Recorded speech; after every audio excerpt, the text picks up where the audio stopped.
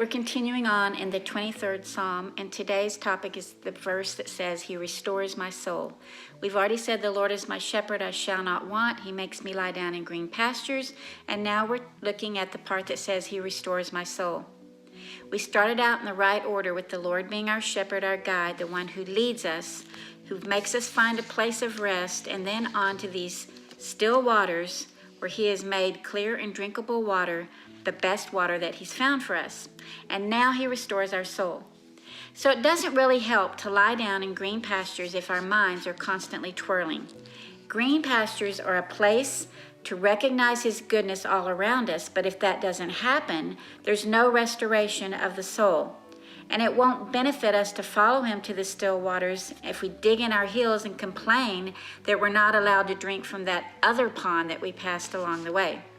The only way that restoration of the soul takes place is if we are truly made to lie down and we truly let Him lead us to pause at the still waters to be rested and refreshed. So what does a restored soul look like? Restoration is a reset. It's a new sense of purpose. I recently read this. When we seek God's evaluation of our spiritual condition, we must permit Him then to identify the issue and supply the solution. Obviously, the shepherd thinks we need to rest and drink of something good, and it's clear that He wants us to follow Him to green pastures that He finds among the rocky terrain, and to the still waters that He discovers. But all for what? It's for restoration. There are countless number of articles that pop up stating how that you can relax in 15 minutes. I'm sure you've seen them. And then there's this, in that list, there's like, go outside, meditate, listen to music, take a power nap. And while those little snippets of rest energize us to move forward for a few hours, that's not true restoration. Jeremiah 30 might be one of the best places to look for a picture of what God's restoration looks like. The people of God then are in a current state of fear, and in verse 11 it says, I am with you and will save you. And then look down further at verses 12 and 13. It says, your wound is incurable, your injury is beyond healing. There's no one to plead your cause, no remedy for your sore, no healing for you. The people were in dire need of restoration, but they were not able to be restored on their own, and neither are we. A quick 15-minute list, an occasional trip to escape, even time off from our duties won't really restore the deepest part of us, our souls, unless the shepherd does the restoring. In verse 17, He tells them that He will restore them to health and heal their wounds, and places that they live will even experience restoration.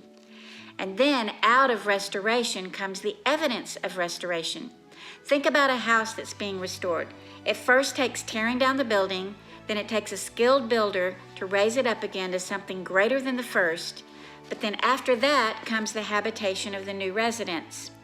Here's the evidence of a restored soul in verses 19 through 20. Songs of thanksgiving, sounds of rejoicing, honor and established communities, and a closeness to God. He says, you will be my people and I will be your God.